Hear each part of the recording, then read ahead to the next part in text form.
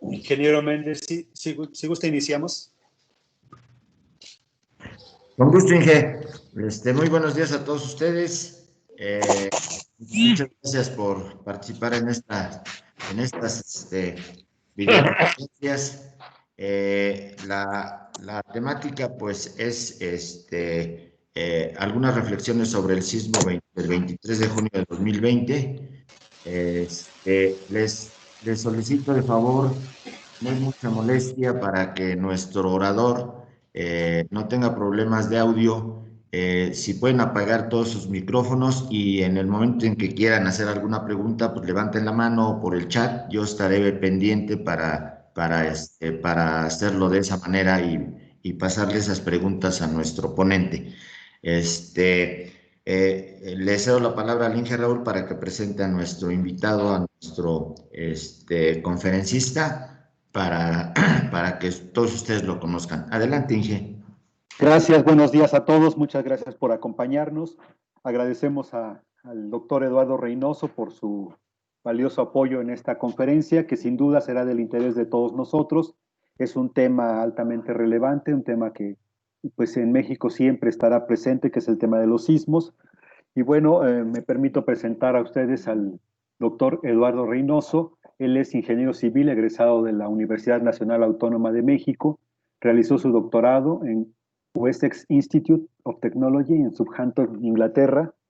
Es miembro del Sistema Nacional de Investigadores. También participa en el programa de posgrado en Ingeniería de la UNAM. También es investigador del Instituto de Ingeniería de la UNAM. Es socio fundador de ERN, una empresa líder en México y América Latina, que se dedica al estudio de riesgos y gestión de proyectos. También es miembro de la Sociedad de Ingeniería Sísmica en Estados Unidos, el ERI, y ha participado en una gran cantidad de proyectos de investigación. Ha sido director de tesis de licenciatura, maestría y doctorado en temas relacionados con ingeniería sísmica, ingeniería estructural, ingeniería de riesgos. Ha impartido más de 100 conferencias, tanto a nivel nacional como internacional. Tiene más de 160 publicaciones en libros, congresos, revistas técnicas y cuenta con más de 200 citas en sus trabajos. Pues es una de las personalidades más relevantes en ingeniería sísmica en nuestro país. Eduardo, muchas gracias. Te damos la más cordial bienvenida y adelante. Gracias, Raúl. Gracias a todos por esta oportunidad de compartir algunas de las cosas que hemos aprendido. Yo diría no solo del temblor más reciente, que no dejó grandes lecciones, pero sí de los últimos 3 años. Entonces les comparto mi presentación.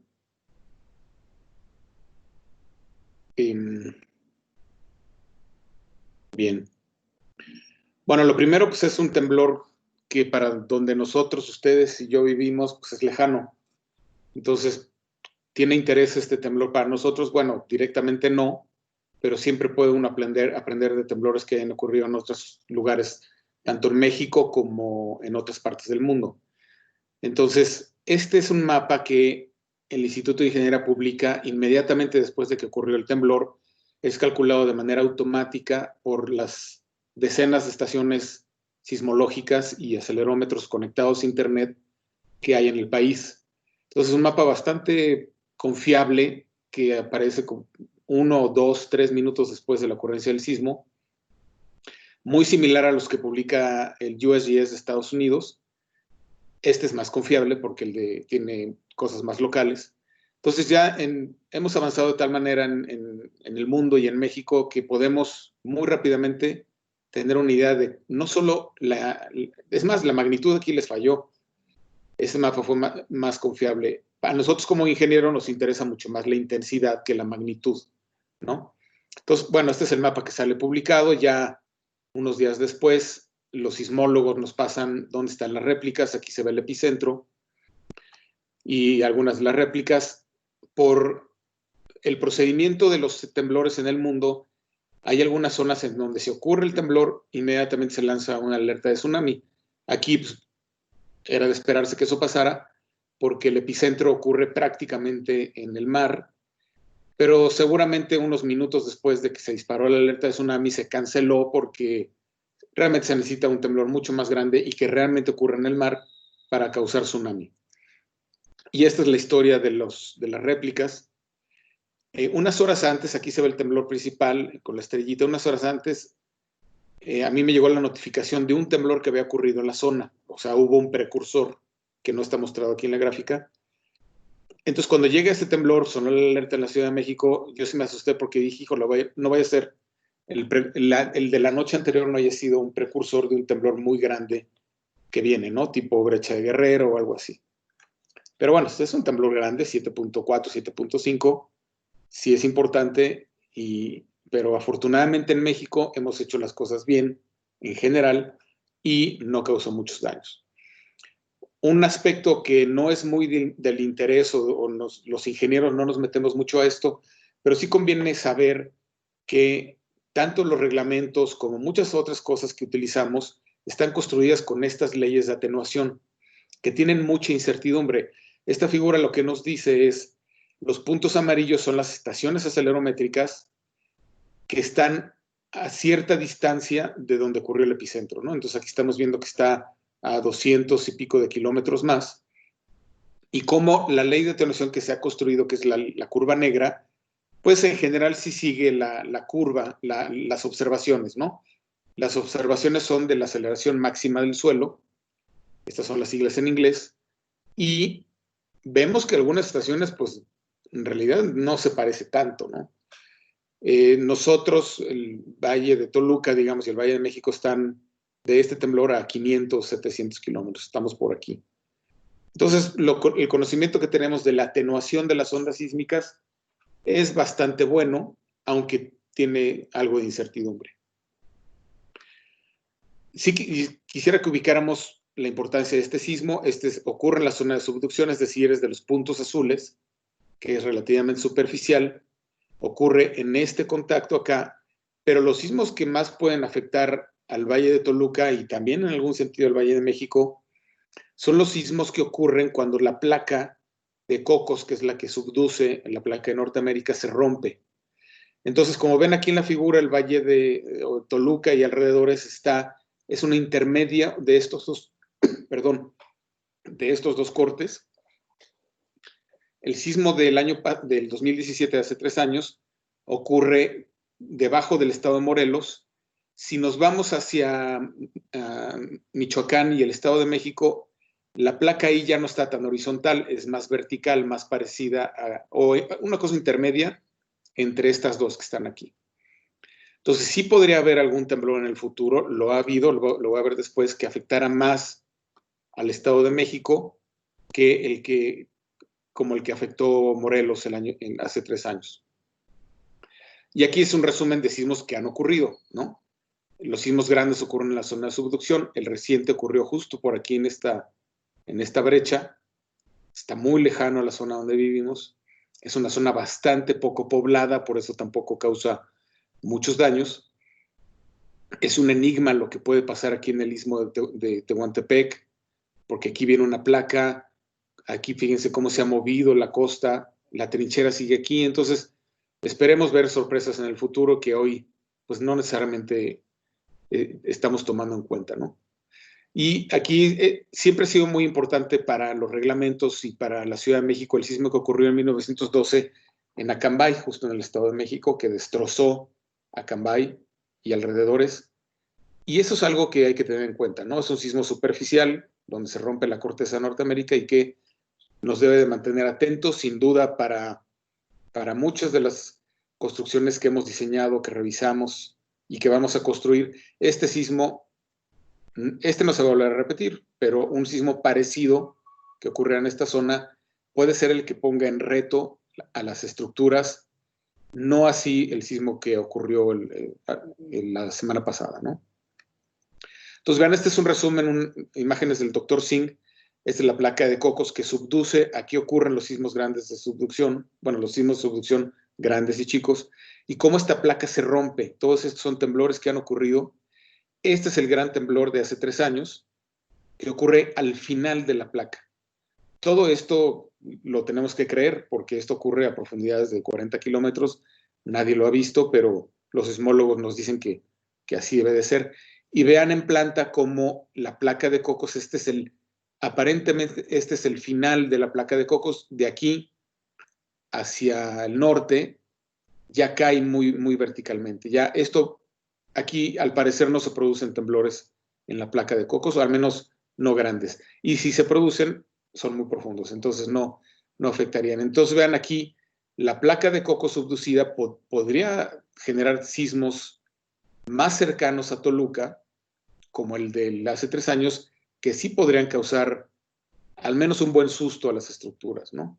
Entonces, estos son los temblores de los que nos tenemos que cuidar cuando construyamos cosas por acá, ¿no? En el Estado de México, Morelos, etcétera, ¿no?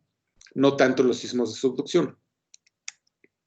Entonces, esto ya es el mapa de intensidad refinado de lo que ocurrió en el sismo, ya con todos los datos que se estudiaron, que es muy parecido al que se liberó al minuto o a los 2 minutos. Pasamos ahora a los daños. Hubo algún incendio aquí en la refinería. Generalmente los ingenieros civiles no nos metemos mucho a lo que son instalaciones, contenidos, elementos no estructurales, y es algo que yo creo que nos tenemos que meter porque al final las estructuras en México y en el mundo empiezan a tener problemas, no tanto por en sí la obra civil o la estructura, sino lo que pusimos después. Entonces, podríamos no meternos, pero estoy seguro que aquel que se empieza a meter, que empieza a hacer análisis, empieza a hacer propuestas de todo lo que está dentro y alrededor de las estructuras, va a tener más éxito como ingeniero, ¿no? Los daños conocidos de adobe en la zona epicentral, ¿no? Pues ya sabemos que esto va a pasar. En algunos casos simplemente hay que recoger las piedras y volverlas a poner o reconstruir de la mejor manera posible. Sin embargo, las construcciones nuevas no las deberíamos hacer de adobe. Esto es un tema que yo he discutido, no mucho, porque no me gusta discutir, pero con arquitectos, porque muchos ven el material del adobe que está bien. ¿Perdón? Ven el material del adobe que es cierto, está bien como un material muy ligado a la tierra y a nuestras raíces, etcétera. Yo les digo, bueno, ok, está bien, nada más que se va a volver a caer cuando venga un temblor. Entonces, tal vez lo ideal sería trabajar juntos, ingenieros y arquitectos, para construir por dentro algo sólido que no se vaya a caer y por fuera adobe y que se vea históricamente congruente, ¿no? Este daño sí ya no está bien, ¿no? Esta es una clínica del IMSS, también en la zona epicentral, en donde vean ustedes que hay fallas claras en la estructuración. Aquí no se ven castillos en esta parte. Aquí claramente se rompió, no hay ningún castillo. Acá tampoco. Sí se ve que hay aquí arriba un elemento que impidió el agrietamiento vertical, pero acá también, pero no estos agrietamientos que se hubieran evitado con unos castillos aquí en las ventanas. Y no se ve la estructura tan vieja. Entonces, sí nos encontramos a veces con este tipo de fallas que no deberían de ocurrir, ¿no?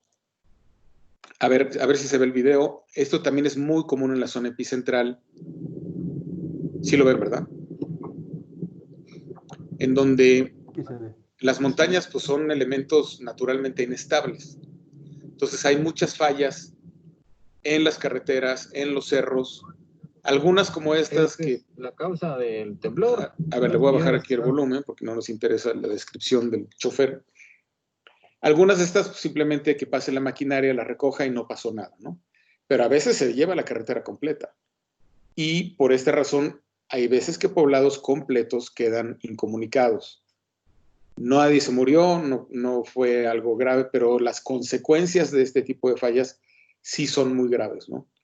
Entonces, como ven, pues no hay nada que no tenga una solución relativamente sencilla, pero es muy común que esto pase. Lo mismo pasaría si ocurre un sismo como el de Acambay. Las zonas de montañas cercanas a nuestras zonas van a tener este tipo de problemas, ¿no? Porque las frecuencias, el tipo de oscilación que traen los temblores, esas ondas no se atenúan tan rápido, se atenúan muy rápido, pero en la zona epicentral causan daños, ¿no? Bien, ahora me muevo a la Ciudad de México, en donde les muestro que por los efectos de sitio que tenemos, que construimos una ciudad sobre un lago y el lago sigue ahí, hay una tremenda amplificación de las ondas, ¿no? Hay algunos otros lugares del país que tienen esto.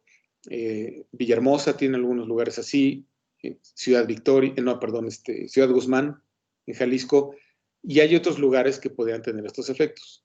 Entonces siempre hay que tener cuidado con los estudios de mecánica de suelos, en donde vayamos a construir cosas importantes para detectarlos, ¿no? Este es un mapa que también se arroja de manera automática minutos después de que ocurrió el sismo. De hecho, mandamos muchos mapas, nos los mandamos a nosotros mismos, pero también lo mandamos a las autoridades, en donde aquí, como ven, el sismo sí generó, a ver, están las dos, podríamos decir, no, bueno, no generó intensidades grandes, ¿no? Porque las intensidades grandes pues andan por acá en los amarillos, ¿no? Pero por otro lado tampoco fue un temblorcitito, o sea, tampoco fueron azul clarito todo, que sí hay muchos sismos que disparan el sistema y arrojan colores muy claros como los que están aquí. El sismo causó mucho pánico en la Ciudad de México. Entonces, hay edificios que sí se movieron fuertecito, nada de preocuparse, pero bueno, al final voy a ver cosas de daño acumulado y eso.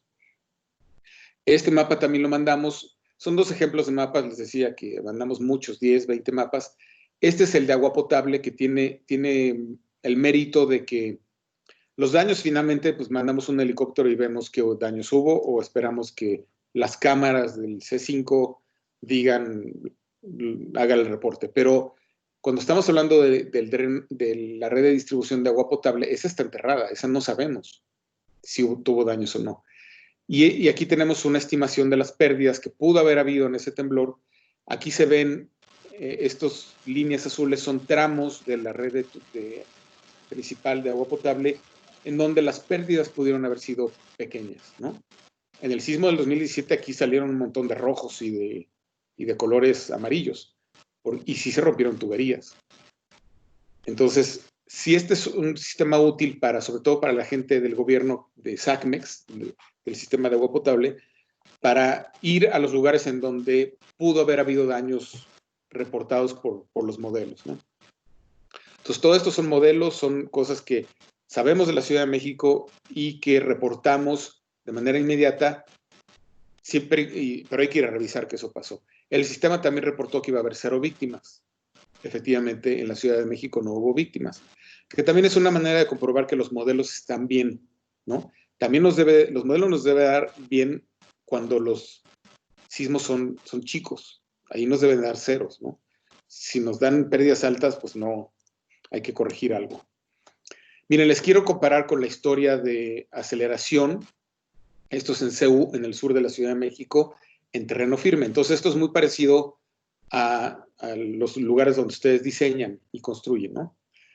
Tenemos aquí el acelerómetro desde el 64 y todas estas barras que ven aquí son sismos que han ocurrido. Aquí de manera notable está el sismo del 85 y el sismo del 2017. Hay algunos años en donde hay varias líneas aquí, quiere decir que hubo varios sismos con distintas aceleraciones en CEU. Hemos registrado 70 sismos, ¿no? O más en Ciudad Universitaria, y vean el sismo de la semana pasada, o ya de hace 2 semanas, ¿no? Pues realmente es una intensidad, no es despreciable, pero hay como 15 temblores más fuertes que este en los últimos 60 años, ¿no? O 50 y tantos años. Entonces, quiere decir que esta intensidad en CEU se presenta, ya hice el cálculo, se presenta cada 3 años en promedio, esa intensidad o mayor.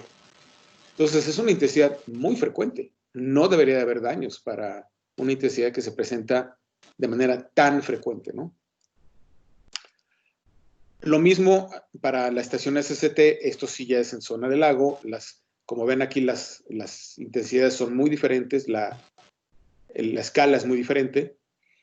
Vean aquí el sismo del 85. Antes del 85, SST no tenía registro.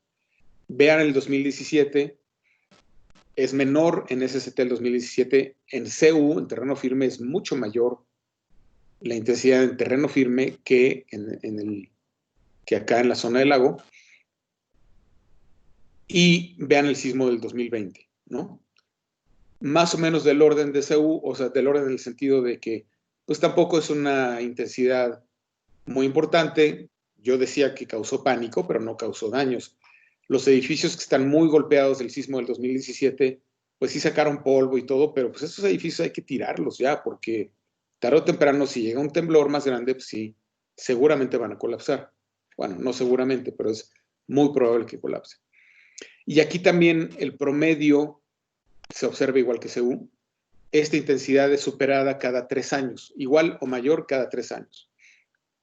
Entonces, es una intensidad muy frecuente para los edificios en la Ciudad de México y en otras zonas del país. Les quiero mostrar rápidamente lo que pasa en la Ciudad de México, en donde hemos demostrado de manera muy clara y contundente que no hay daños en terreno firme. Todos los daños que tenemos es en la zona del lago. Aquí en estos mapas, esta es una de las alcaldías de la Ciudad de México. El aeropuerto está por acá, los que conozcan la ciudad, este es el aeropuerto. Esto es terreno firme son pequeños volcanes que quedan ahí, restos de volcanes. Y terreno firme. Vean cómo el año dice, el numerito dice el año del sismo.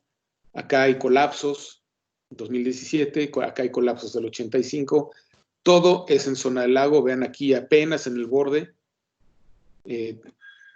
Pero todo es en zona del lago. Este es un ejemplo de una delegación o de una alcaldía, ya como se llaman hoy. Aquí está Ciudad Universitaria, esto es Coyoacán. Y vean cómo no hay ningún daño en terreno firme, todos los daños son en la zona del lago. Y vean estos ejemplos aquí, este pedacito de Tlalpan, que es muy grande, no tuvo ningún daño en toda la alcaldía, y colapsos como el del TEC, como el del Repsamen, ocurrieron aquí, en el pequeñísimo pedazo que tiene de zona del lago. Y lo mismo la alcaldía de Xochimilco. Vean cómo los colapsos y daños graves ocurren justamente en el borde de lo que fue el lago, ¿no? Entonces, por eso es tan importante identificar con los estudios de geotecnia si puede haber este tipo de fenómenos de amplificación dinámica. Esto es bien complejo, ustedes como ingenieros lo saben. Aquí me gusta mucho mostrar este ejercicio de así se registró un sismo en el 89 en la colonia Roma. Este es el registro real.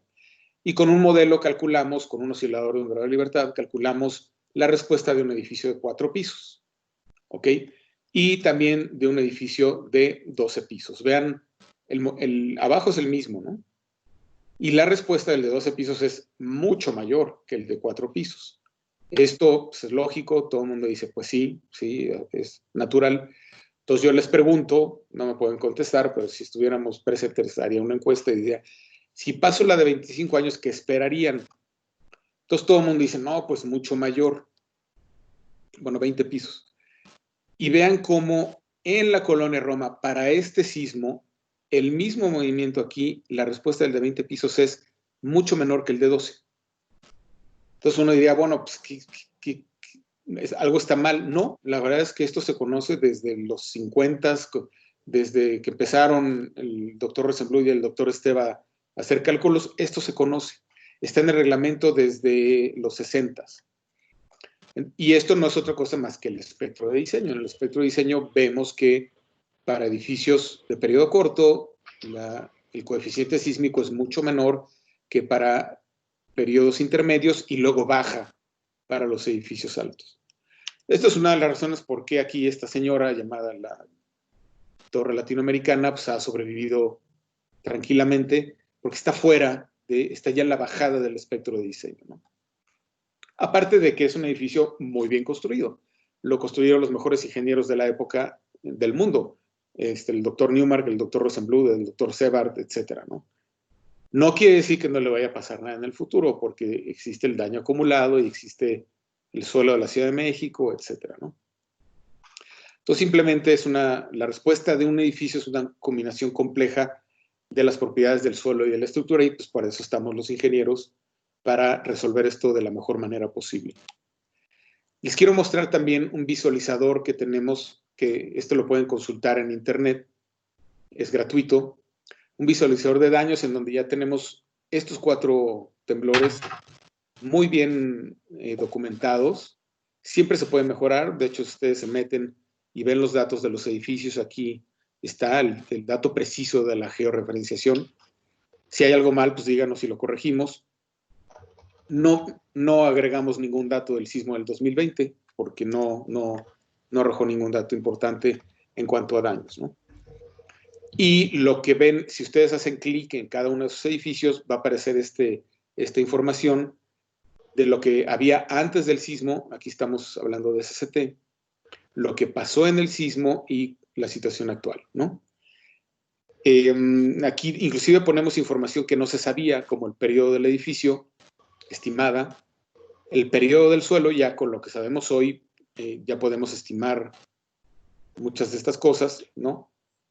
Y eso, pues, es información que puede ser útil para algunos ingenieros, para algunas cosas, y hacer mejores diseños, ¿no?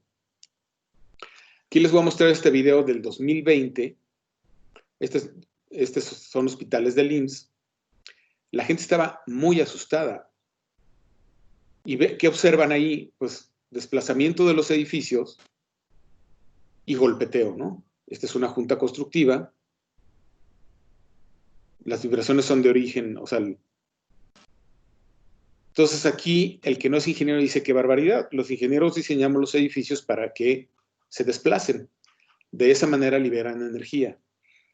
Cuando el golpeteo entre los edificios es ordenado, es decir, en cuerpos como estos, que las losas coinciden, hay una holgura, hay una junta constructiva diseñada y bien ordenada, etcétera, no va a haber grandes problemas. Va a ser interesante aquí para los que estaban viendo el hospital cómo aparentemente estos edificios estaban teniendo daños. No hubo daños, pero sí tenemos el problema en la Ciudad de México.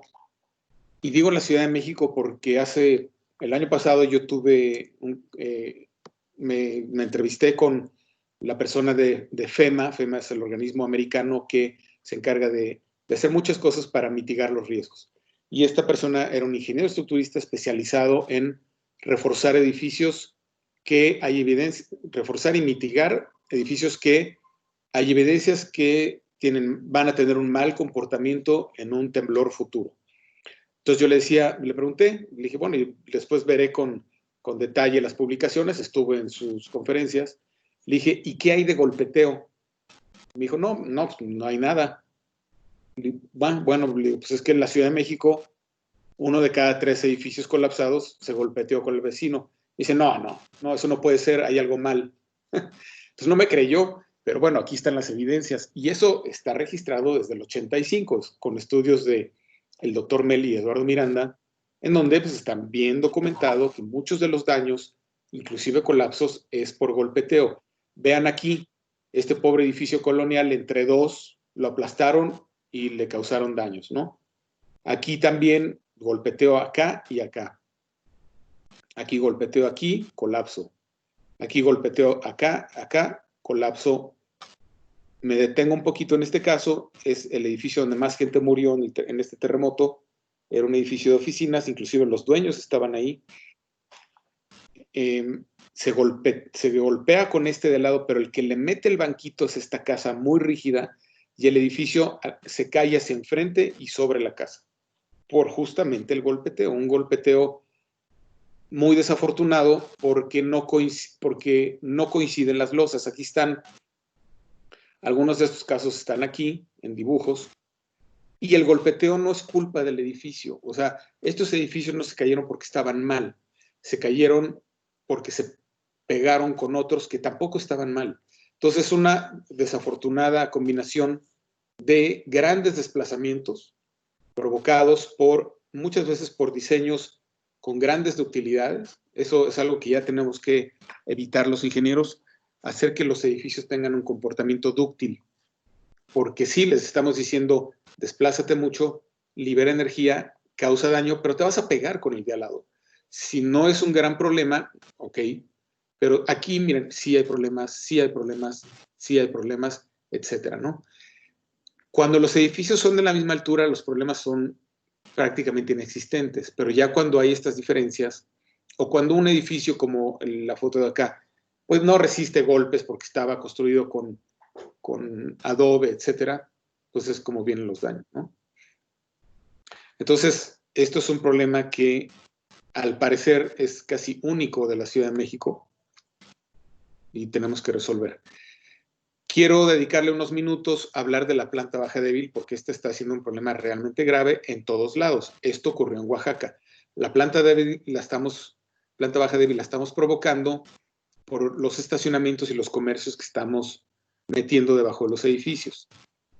Este es un hotel que cayó también en el 2017 porque la parte de atrás, la entrada del estacionamiento y aquí enfrente había comercios, hubo planta baja débil, ¿no? Entonces, por este problema perdemos edificios completos.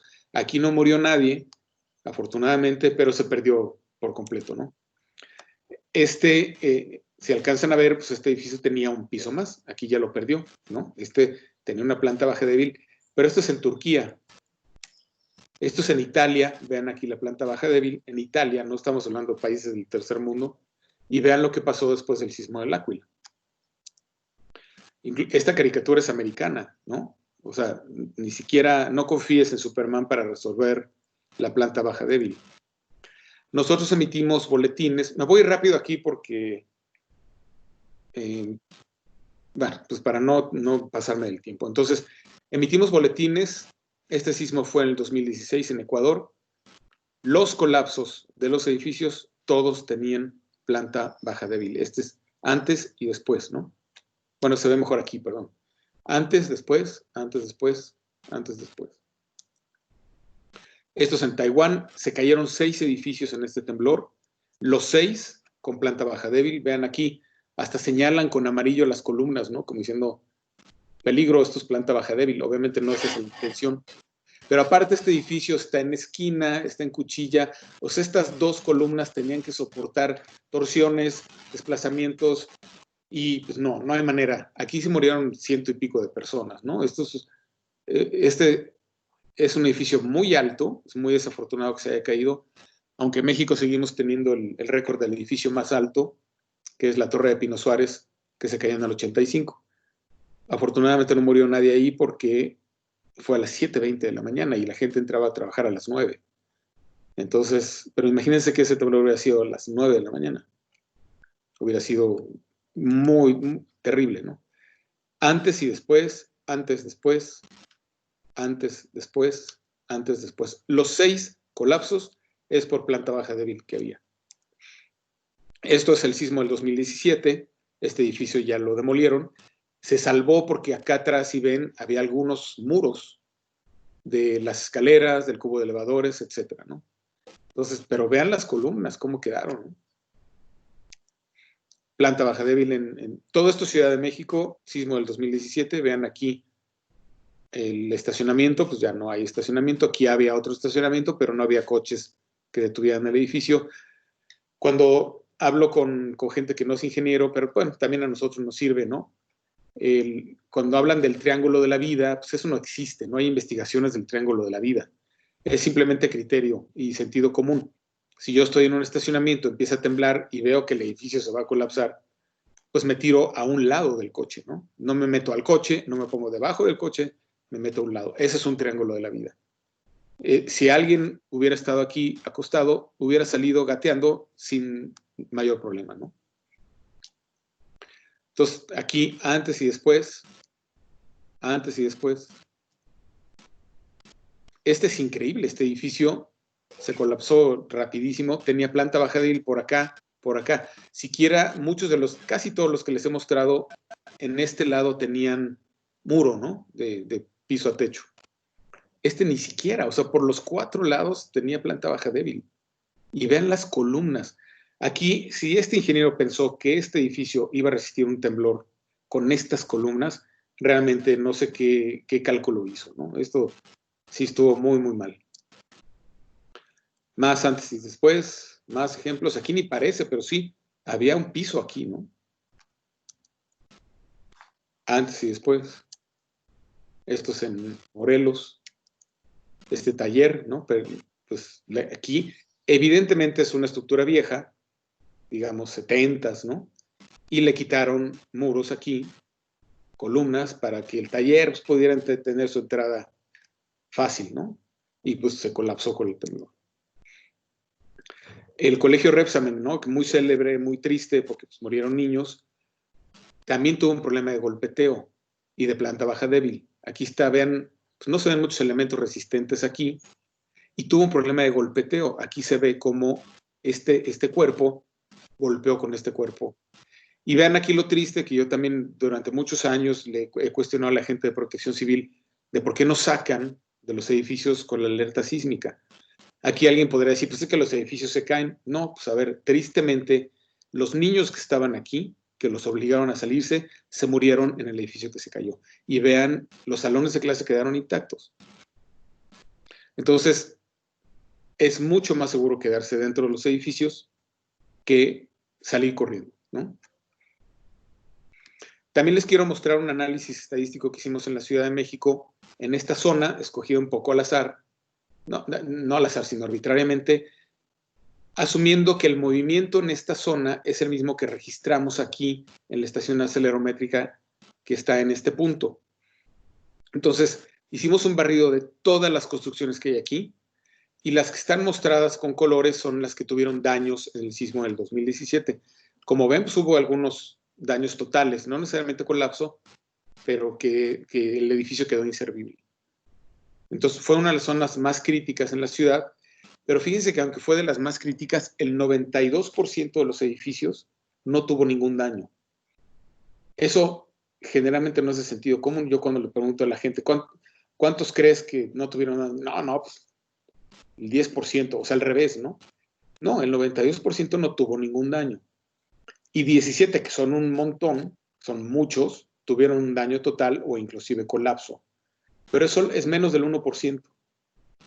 Pero bueno, no, yo no, jamás lo pondría como que esto es aceptable. Esto es inaceptable. No podemos permitir que un edificio colapse o que tenga daño total, ¿no? Los conocimientos que hoy tenemos en la ingeniería son suficientes para evitar que un edificio tenga daño total. Y por supuesto no que colapse.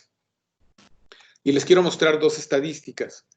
Una de la simetría de esquina, que aquí este edificio no tiene simetría de esquina, aquí tiene una simetría baja y aquí tiene una simetría muy alta. Aquí quiere decir que en las fachadas tiene estos ventanales muy amplios y acá atrás tiene colindancias de muros. Entonces, este edificio va a tener torsiones muy importantes. Y vean la estadística en la zona. Los edificios que tenían asimetría nula tuvieron un daño, en promedio, tuvieron un daño muy bajo. Y en el otro extremo, los que tenían una simetría alta tuvieron un daño casi 3-4 veces mayor que los que no tenían asimetría. O sea, esto es una clara evidencia estadística de que en esta zona haber tenido asimetría de esquina fue muy grave, ¿no? Las pérdidas observadas fueron del triple. Y ahora vean las de planta baja débil, en la misma zona. Vean cómo los que tuvieron una planta baja débil intensa tuvieron 9% de pérdidas observadas. Aquí no hay modelos, aquí solamente lo que fuimos y observamos. Esto es 8 veces mayor que los que no tenían planta baja, ¿no? Entonces son contundencias de que hacer un edificio con planta baja débil es muchísimo peor que no haber hecho nada, que haberlo dejado acá con sus muros y sus columnas. Pero vean si combinamos las dos, y aquí prefiero usar esta tridimensional. Aquí tienen planta baja débil, las mismas que ya les mostré, y acá tienen asimetría de esquina. Si un edificio en la zona no tenía ninguna de las dos, el edificio tuvo muy pocas pérdidas, en promedio, ¿no? Pero si tenía las dos, que es la barra de acá atrás, las pérdidas fueron del 31.7%. En otras palabras, aquellos edificios que tenían planta baja débil intensa y asimetría de esquina alta, 1 de cada 3 tuvo daño total. 1 de cada 3 en la zona. ¿Qué quiere decir? Pues no hay que hacer edificios con planta baja débil y si están en esquina, ponerles una mayor densidad de columnas y muros en las fachadas para evitar el comportamiento de torsión. Otros temas que parecería que no eran relevantes, pues ya empezamos a ver que sí lo son. Miren, aquí en la misma zona, en el sur de la ciudad, esta mampostería, o sea, la vemos así de bote pronto y decimos, pues son iguales estos edificios, ¿no? Tienen la misma altura, pues, mampostería. Pues no, estos que están aquí colapsaron dos y quedaron muy dañados otros. ¿Por qué? Pues porque tienen menor densidad de mampostería y la mampostería que tienen es una mampostería frágil. Son de esas mampostería frágil, muy resistente pero frágil. Es decir, que se rompe muy fácilmente cuando llega a su resistencia final, ¿no? Y no tiene castillos, porque los castillos están colados en sitio, dentro de los huecos, etcétera, ¿no? Esto es un resumen de la Ciudad de México, en donde simplemente les quiero decir, el reglamento no se modificó. Hay la creencia de que, como se publicó en el 2017, en diciembre, todos fuimos corriendo y cambiamos el reglamento para que considerara el sismo del 2017. No, el sismo del 2017 no cambió nada de lo que ya estaba listo para publicarse en el reglamento. Sí hay algunas estaciones, como ven aquí, en donde uno de los componentes rebasó el nivel del reglamento. Aquí hay otro por acá. Pero el reglamento nunca lo hemos hecho para que cumpla con los dos componentes. Siempre hemos sacado la media geométrica. Y si sacan la media geométrica de estos componentes, no se rebasa. No es una maña, no es una excusa, pero a ver, ¿con cuál diseñamos? ¿Con la que rebasó o con la que no rebasó? Hay que diseñar con la promedio, ¿no? Que es, la promedio pues anda dentro del reglamento. Y vean aquí, esta es una manera de mostrar que la media geométrica nunca rebasó el reglamento de construcción. Otro asunto que también luego es cuestionado es la resonancia. Ya desde el 57, los cálculos que hemos hecho es que la línea roja es la línea de resonancia. Entonces, si aceptáramos que los edificios en la Ciudad de México se caen o tienen daños graves, porque el periodo del suelo coincide con el periodo de la estructura, ¿no? Aquí vean, aquí coincide el 1, entonces esta es la línea de la resonancia.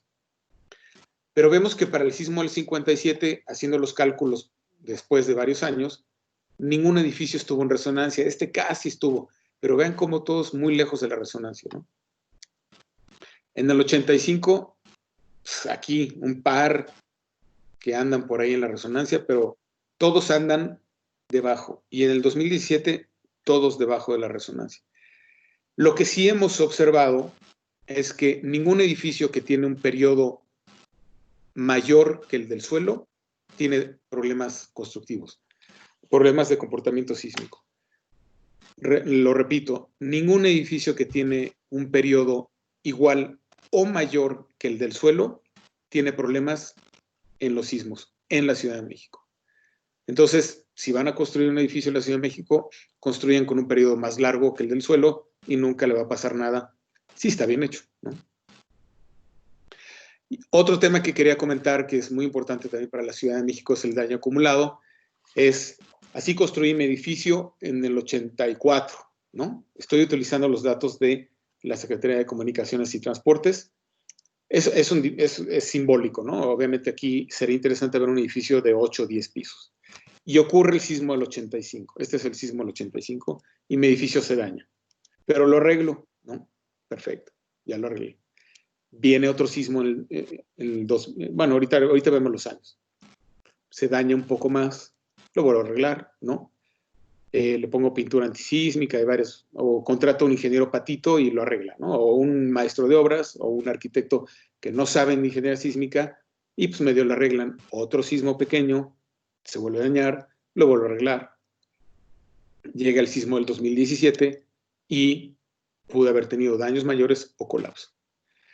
Viendo esto en resumen, resulta que este pobre edificio va experimentando daño acumulado, que se ve aquí en términos de energía, ¿no? El sismo del 85 le mete mucho daño acumulado, aquí quedó, luego este sismo le mete otro poco, y el sismo del 2007 le mete también un buen empujón de daño acumulado.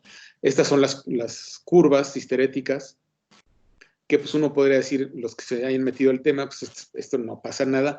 Pues sí pasa, o sea, sí se va acumulando daño en los edificios. La conclusión de esto es que hay que renovar el parque inmobiliario.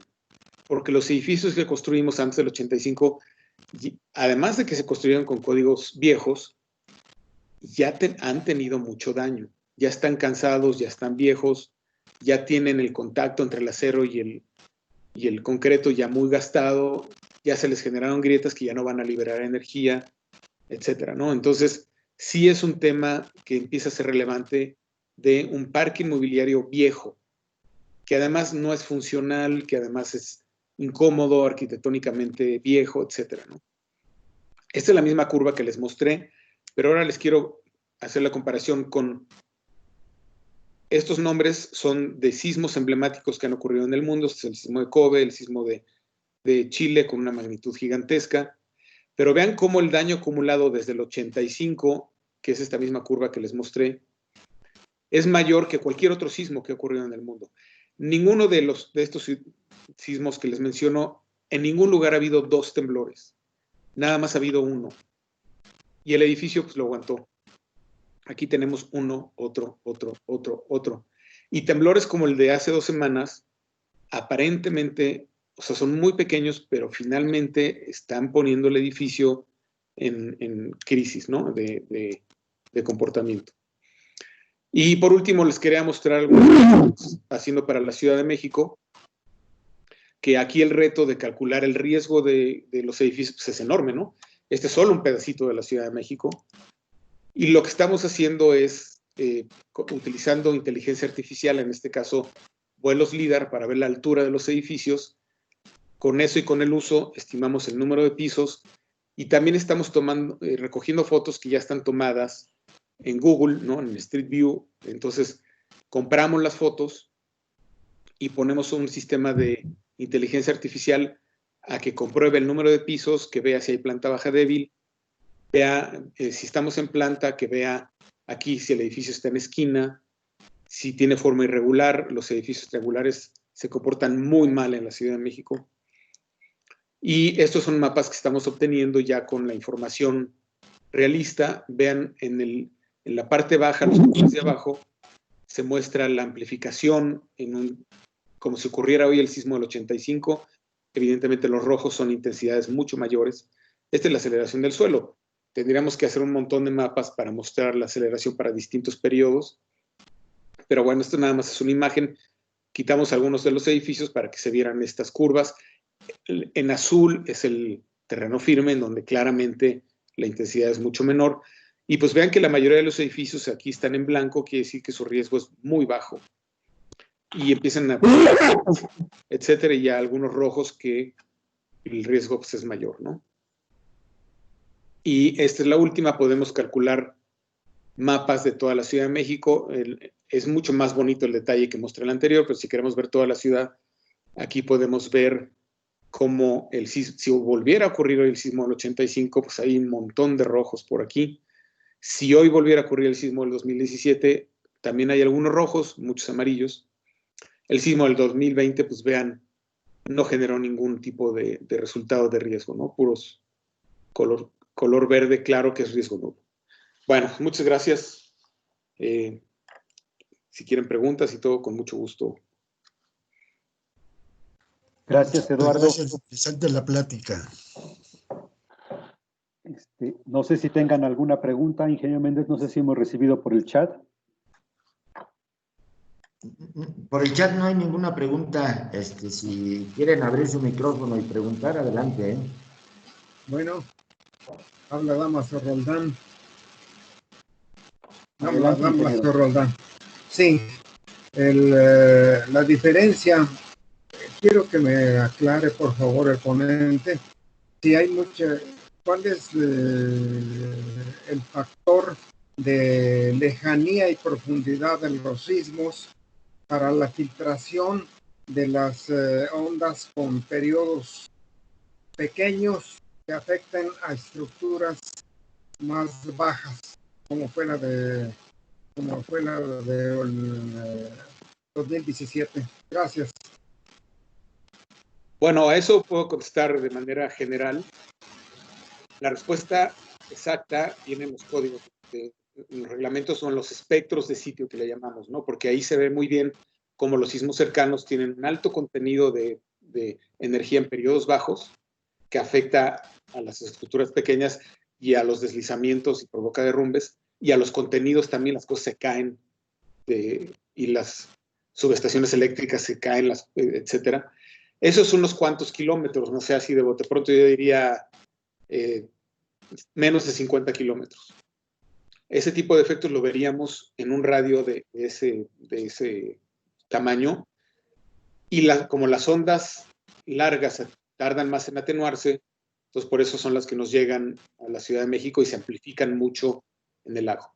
Esa sería la respuesta breve, pero todo esto se sabe muy bien con los códigos, lo tienen, y los estudios que se hacen de espectros de sitios, de espectros locales, tienen esa información muy detallada, ¿no?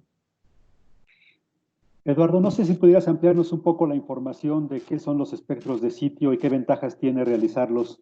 Sí, con gusto, porque es algo que desde hace 20 años hacemos y que, bueno, un espectro de sitio, ¿qué opciones tenemos los reglamentos, los ingenieros? Pues podemos voltear a ver un reglamento y ahí viene un espectro de diseño, pero los espectros de diseño tienen la desventaja de que es una envolvente muy grande de lo que realmente va a pasar.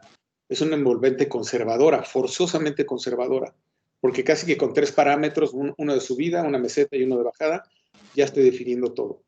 Pero hay obras que requieren un estudio preciso para hacerlo más eficiente, no necesariamente más barato, muchas veces sale más barato, pero más eficiente. Entonces el estudio consiste en ver el sitio en particular a partir del estudio de mecánica de suelos y de otros estudios de geofísica, se ve cómo es el suelo y se hace un estudio de toda la sismicidad que afecta a ese lugar. Entonces se ve toda la sismicidad, significa estudiar los sismos cercanos, los intermedios, los largos, etcétera, y con su frecuencia, qué tan comunes son. Yo no voy a solamente hacerle caso a los terremotos muy grandes, porque son muy poco frecuentes. Eso lo tengo que tomar en cuenta. Entonces, los sismos más frecuentes a lo mejor no son tan grandes, pero son los que van a poner en jaque mi estructura. Todo eso debe estar en un estudio de efectos de sitio. Y, por supuesto, como ya dije, la parte de los efectos locales. En la Ciudad de México, los efectos de sitio cambian, en 1 kilómetro ya cambiaron. En otros lugares no tanto, pero, por ejemplo, sitios de playa, en la parte de la licuación es importantísima. Entonces, yo tengo que ir y ver si puede haber licuación ahí. Entonces, un espectro de sitio consiste en dar un resultado particular para ese lugar, de preferencia para la estructura que se va a construir. Entonces, es un estudio que la verdad es que es muy barato comparado con el beneficio que trae, beneficio económico, pero sobre todo el beneficio en seguridad de la estructura. Entonces, es un estudio que se hace en 1 mes, en 15 días, dependiendo si ya está la mecánica de suelos, y que me va a arrojar un resultado muy preciso de las fuerzas sísmicas que se requieren en ese lugar para esa estructura. No sé si Raúl quedó claro. Sí, muchas gracias. Perdón, ingeniero. Doctor, los tipos de sismos se catalogan como sismos oscilatorios y trepidatorios. ¿Cuál es el efecto que causan edificios altos o bajos? Sí, esa clasificación, la verdad, no existe. Como que es algo que platicamos después de que ocurrió un temblor y nosotros no lo decimos, ¿no? Pero la gente tiende a decir, no, pues hay discusiones, no, fue oscilatorio, no, fue trepidatorio. La verdad es que es irrelevante porque nosotros como ingenieros solamente tomamos en cuenta el movimiento oscilatorio, que son las ondas S que hacen esto. Así y así. Deberíamos de tomar en cuenta el trepidatorio en casos muy particulares, por ejemplo, en voladizos, ¿no? En voladizos sí, el vertical puede llegar a tirar un voladizo, es muy raro, pero si queremos hacer una buena chamba, lo deberíamos hacer. Puentes muy largos, la parte central también puede tener problemas, pero en general y todos los temblores traen movimientos en los 3 sentidos. Si yo me voy a la zona epicentral, el componente vertical y los horizontales son idénticos. Si yo estoy en Acapulco y hay un temblor ahí, las cosas brincan y se mueven igual así. Los movimientos en todos los sentidos son iguales. Lo que pasa es que el movimiento vertical se atenúa más rápido. Entonces ya a nuestras ciudades ya nada más llegan las ondas con movimiento oscilatorio, que son las que tiran los edificios y las que hacen daño. Claro. entra en resonancia. Si hubiera un temblor como el de Acambay, mañana van a ver cómo van a sentir el movimiento vertical. Se va a sentir muy fuerte, pero porque es muy cercano, no porque el sismo sea trepidatorio. Ok. Gracias. Sí, de nada. Ingeniero, considerando que los edificios, lo que es la planta baja débil, se debe generalmente a que se ocupan como estacionamiento. ¿Se ha pensado en alguna manera de utilizar o encontrar alguna forma estructural dentro del edificio, a lo mejor edificios o estacionamientos subterráneos, alguna cosa así? Claro, no todo sería posible, ¿no? Pero ¿hay alguna, se ha estudiado reforzar más las columnas o hacerlas más anchas o algo que se haya pensado para resolver esto en la ciudad? Es que, a ver, es un tema viejo y hay muchas soluciones. Hay una cosa urbana, un problema urbano, pero es muy particular de la Ciudad de México, que todo desarrollador de edificios estaba obligado a dejar 2 cajones, por decir algo, por cada departamento que construía. Entonces, eso obligaba a los desarrolladores a, en donde sea, dejar un montón de espacio de estacionamiento y, pues, ¿dónde es? Pues abajo. A veces sótanos, pero a veces también los otros pisos. Afortunadamente en la Ciudad de México la ley cambió y ya no están obligados a hacer cajones de estacionamiento, ni uno. O sea, ustedes pueden construir un edificio sin estacionamiento. Así de fácil. Ya la ley no los obliga. Entonces, en ese sentido hay una mejoría porque los ingenieros ya no van a tener tanta presión por hacer columnas de 10 centímetros de ancho, ¿no? Para que quepan los coches. Entonces, la solución técnica, si el edificio ya está construido, está bien complicada, pero pues hay que poner, por ejemplo, diagonales, sacrificar un poco la movilidad de los coches, ver en dónde se pueden poner diagonales, para que al menos entre la luz, ¿no? Porque diagonales y tal vez con disipadores de energía o con un sistema moderno para que ayude más. Ahora, el problema de la planta baja débil es que arriba pusimos muros. Entonces, se puede dejar la planta baja como está y no hacerla débil poniendo muros arriba. Entonces, también esa parte, desde un proyecto inicial, se puede considerar. Simplemente dejar que el edificio se mueva uniformemente desde la banqueta hasta su parte de arriba. Es un problema muy grave y es algo que sí le hemos dicho a la Ciudad de México que está interesada en mitigar el riesgo. Concéntrate en planta baja débil. Esa es la solución. Ya no les pasé algunas imágenes, pero por ejemplo la ciudad de San Francisco hace 8 o 9 años entró en un programa en donde justamente a los dueños de edificios que tenían planta baja débil les mandó una carta diciendo lo tienen que arreglar. Y pues el problema era del dueño del edificio. Y ponían certificados. O sea, había un certificado diciendo este edificio es inseguro porque tiene planta baja débil. Nosotros le estamos diciendo a la Ciudad de México que haga eso.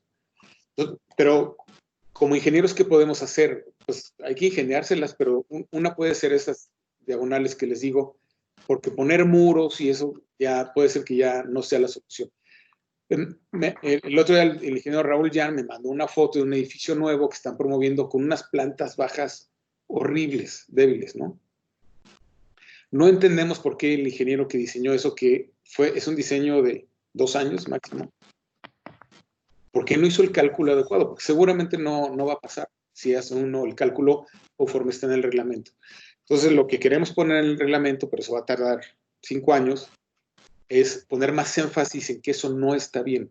Los ingenieros no muy bien entrenados están haciendo plantas bajas débiles pensando que está bien y están cometiendo errores graves, ¿no? Se me hace que no contesté muy bien, pero es que o sí contesté bien, pero no. No, muy bien, perfectamente, ingeniero. Me quedó muy claro, la verdad, doctor. Muchas gracias. Bueno, el reto es grande, ¿no? El reto es grande.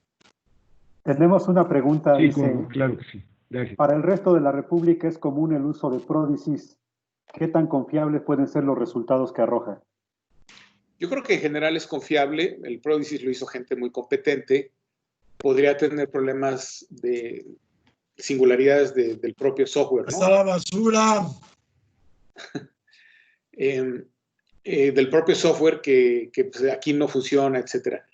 Yo creo que, como decía hace rato, el costo de un espectro de sitio es tan bajo comparado con lo que cuesta hacer un edificio y comparado con el beneficio, que simplemente el espectro de sitio debe de considerar lo que tiene el pródisis y hacer más cosas, ¿no?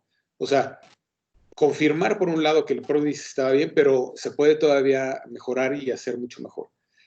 Pero yo creo que es una buena herramienta, yo creo que es algo que es bueno, pero si el edificio es importante y tiene cierto nivel de reto, es mucho mejor hacer un espectro de sitio, ¿no? Tenemos otra pregunta. ¿Cuál fue la aceleración en Gauss registrada en el centro SST este pasado 23 de junio? Como en la del suelo. Pudiera ser. La otra no la tengo porque no tengo el espectro, pero la del suelo estaba en la presentación, me parece que es como 60 o 30 y entre 30 y 60. En el 85 fue 120. Entonces fue como la cuarta parte, 30 yo creo por ahí. Bien, no sé si alguien tenga alguna otra pregunta. Sí, es importante lo que dice el doctor Alberto. Ahorita, es el daño acumulado en los edificios. Tomar mayor consideración en lo que tenemos en las fallas geológicas, que están totalmente ya localizadas por ustedes. Y como dice, hacer énfasis a las alcaldías, que sí tendrían que hacer una especie de manifiesto a los dueños de los edificios para poderlos volver a reestructurar o reparar si es que se llegan a poder reparar por el daño acumulado. Yo creo que básicamente del 85, los sismos más importantes a la fecha, algunos se han reparado y otros han quedado en el olvido, pero básicamente eso yo creo que es lo más fuerte que tenemos. Sí, agregaría algo que no dije, que en algunas zonas el terreno es tan caro, en las ciudades, ¿no? En todas las ciudades hay algunas en donde el terreno es tan caro que sí se paga tirar el edificio y volverlo a hacer tal vez con un 10, 20% más de pisos. Eso lo paga el proyecto. Pero entonces las ventajas que tengo es que voy a tener un edificio que va a durar otros 50 años o más, que no se va a caer con los terremotos porque ya tenemos el conocimiento suficiente para que no se caigan, que va a ser mucho más funcional, va a estar más bonito, etc. Y no nos costó. El problema es financiar esos 3 años de que lo tiro y va a estar listo. Ese es un gran problema, ¿no? Pero sí, yo creo que la solución en muchos casos es esa, ¿no? O sea, piensen en los que conozcan la Ciudad de México, colonias como La Condesa. El terreno es carísimo. Entonces, tiro el edificio, lo vuelvo a hacer y hasta gané dinero, ¿no? Pero es bien complejo hacer eso. Se dice muy fácil, pero implementar eso es muy, muy complicado.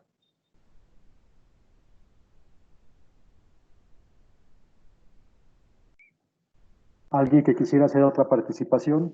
Sería nuestra última. El periodo de vida de un edificio, en términos generales, de un edificio, de una casa, ¿cuál es lo correcto, doctor? Pues yo creo que es una pregunta abierta a todos, ¿no? O sea, yo creo que los edificios que hacemos los ingenieros de manera tradicional pueden aguantar décadas, muchos años, si están bien mantenidos. Pero entonces, si metemos el problema del mantenimiento, ya estamos, o sea, si permitimos que el agua se vaya metiendo, pues ¿cuánto tiempo le vamos restando? Mucho, ¿no? Si está en una zona sísmica que tiembla cada rato, también le estamos restando tiempo. Pero también está la parte funcional. Si uno entra hoy a un edificio construido en los edificios muy feos, muy poco funcionales, con escaleras muy pequeñas, oscuras, etcétera. La gente que vive ahí, su calidad de vida es agradable. Entonces, que nos apoyan apagando su micrófono. Desde el punto de vista funcional, una vida útil, ¿no? Y ahí los arquitectos tienen la palabra. Como ingenieros podemos decir, no, pues el edificio está bien, pero a lo mejor funcionalmente no está tan bien, ¿no? Es un tema más amplio. Pero es una pregunta abierta a todos. O sea, mi opinión puede ser esta. Yo ahorita sí digo, a ver, edificios construidos en los 50 en la Ciudad de México, las gráficas que yo les mostré es del 85 para acá, pero súmenle sismos como el del 79, como el del 57, esos edificios ya están muy cansados, ¿no? Y aparte, feos, etcétera, ¿no? Ok. Gracias. Sí, de nada. Muy bien, muchas gracias. Pues, Eduardo, te agradecemos mucho por este apoyo de compartir estos conocimientos con nosotros. Creemos que esto pues, nos ayuda a reflexionar mucho sobre la labor que hacemos todos los días, amplía con este tema de reflexión pues, nuestra visión hacia los sismos. Quiero, a nombre del Colegio de Ingenieros Civiles del Estado de México, agradecerte ampliamente por tu plática, por esta participación. Te haremos llegar vía electrónica el reconocimiento correspondiente y pues a todos los presentes agradecerles mucho por su participación. Gracias, buenas tardes a todos. Gracias. Muchas gracias a ustedes. Gracias. Hasta luego, doctor. Gracias, saludos. Muchas gracias y buena. Valencia.